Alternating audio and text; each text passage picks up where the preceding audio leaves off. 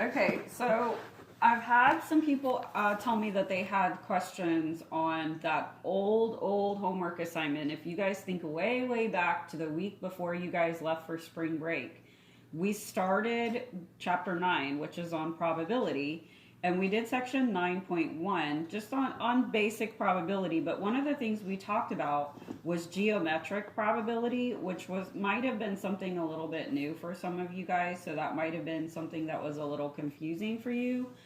There was a homework assignment given that week. It was the page 472, and I never got around to checking it for you guys. So I know one of y'all's assignments on the webpage asked you to take a picture of it and send it to me.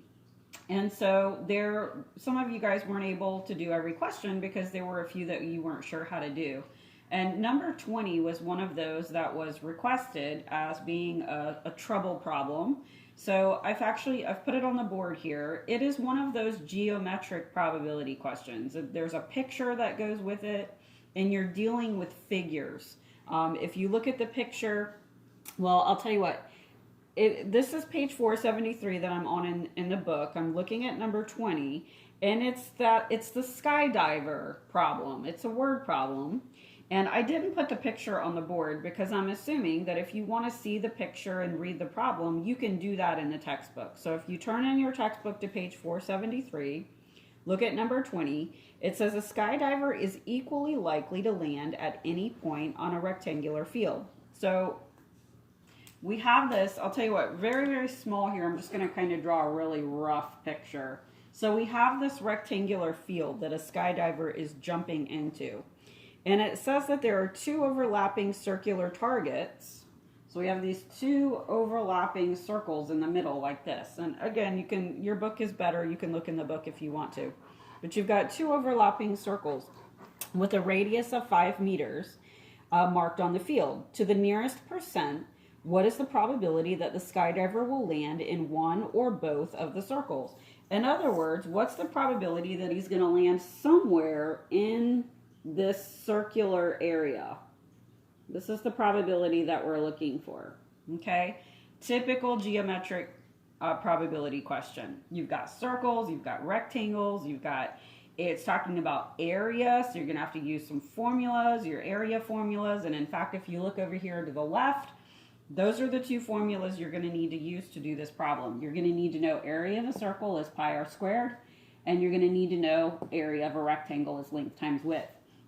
So if you're looking for the probability that he's going to landing inside the circles or the circular area, this is your setup. You need to put the area of the circles is going to go on the top because that's the probability of what you're looking for. What's the probability that he lands in that area inside the circles?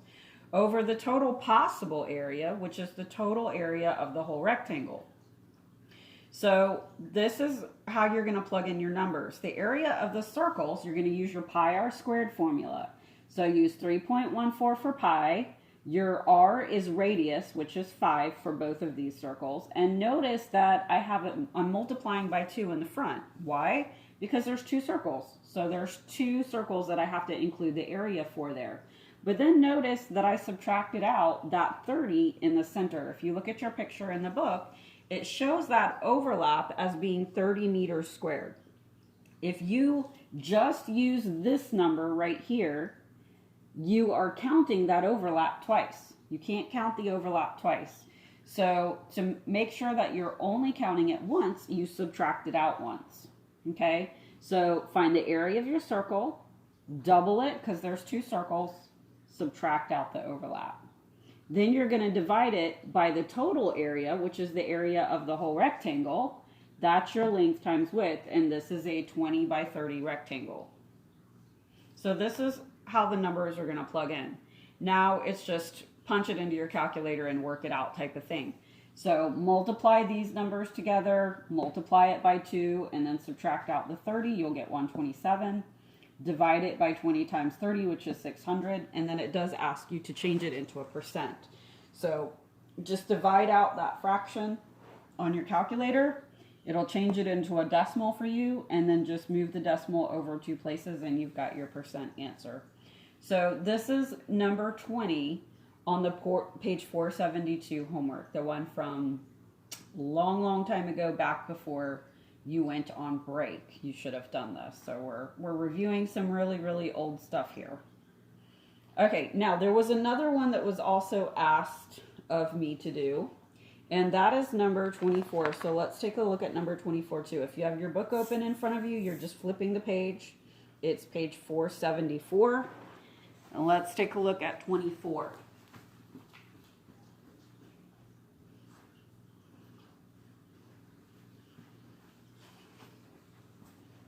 All right, sorry, I had to go get a Kleenex so I can erase this.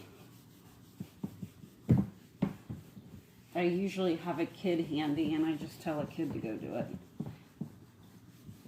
But there's no kids in the room today, so maybe this video will actually be quiet through the whole video. Maybe. We'll see.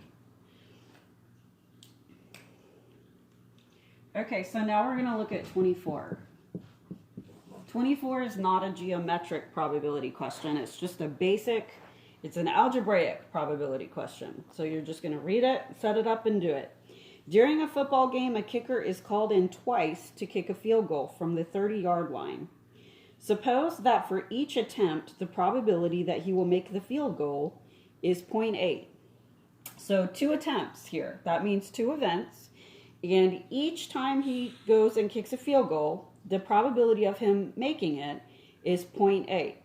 Part A, there's 2 parts to this, so let's start with part A.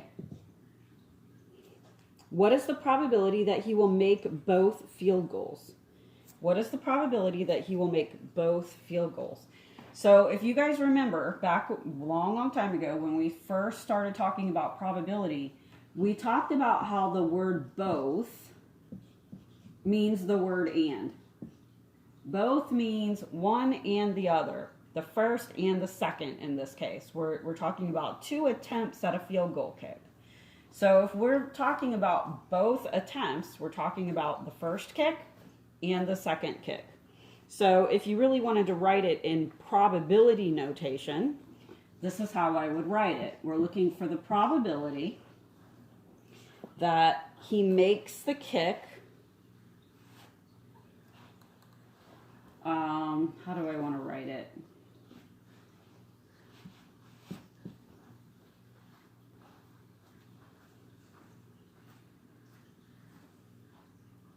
I'll tell you what, I'm going to erase this so that I have more room, and I'm going to write it all the way out.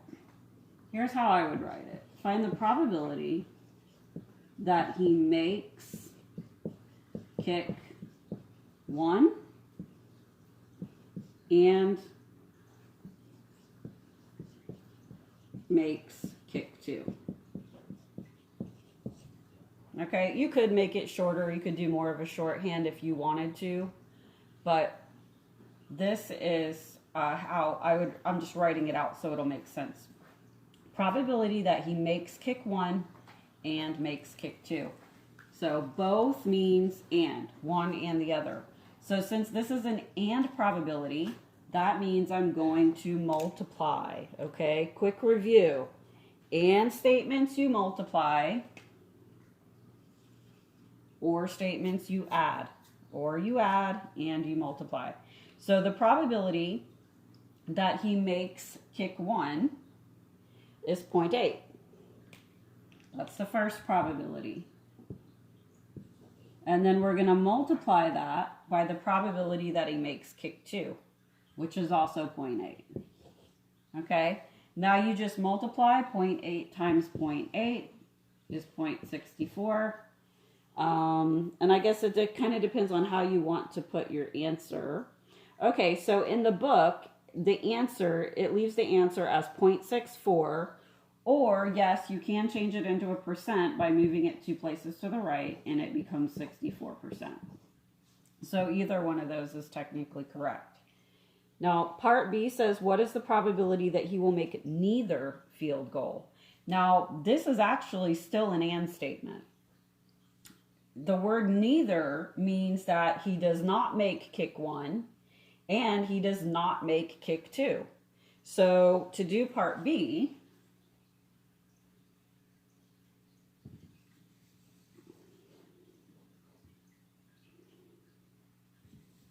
here's how we can change it. We can say we're looking for the probability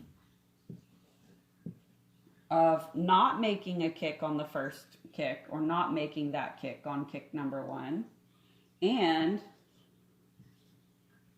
not making the kick on kick number 2. Okay, so we're looking at the probability of no on kick number 1 and no on kick number 2. That's neither. If it's neither, that means not on the first and not on the second. So it's going to set up the same. It's still an and statement. You're still going to multiply, but the probabilities are going to change. Because now our probabilities are going to be the probabilities that he does not make that kick. Well, we know that the probability that he does make the kick is 0.8. So if we want to find the probability that he doesn't make the kick, that is also in your notes. If you look back in your notes, that's the one where you're finding the probability of not something happening.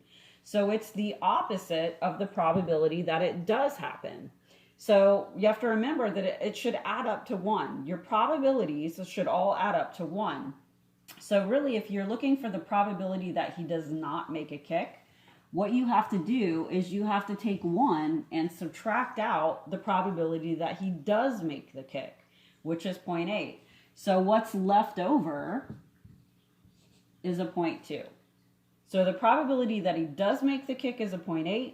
The probability that he doesn't make a kick is 0.2.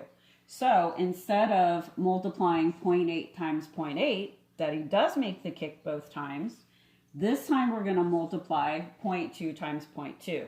That's going to give you the probability that he does not make the kick either time. So this is going to become a 0.4, or sorry, 0.04. Because we have to move the decimal place over 2 times. So that becomes a 0.04. And then if we want to write it as a percent, we move it 2 places to the right and it becomes a 4%.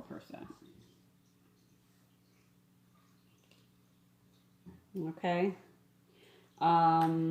If you're wondering, well, why for part A did we get 64% and part B we got 4%? You may be thinking, well, they should add up to 100% because one is yes and one is no.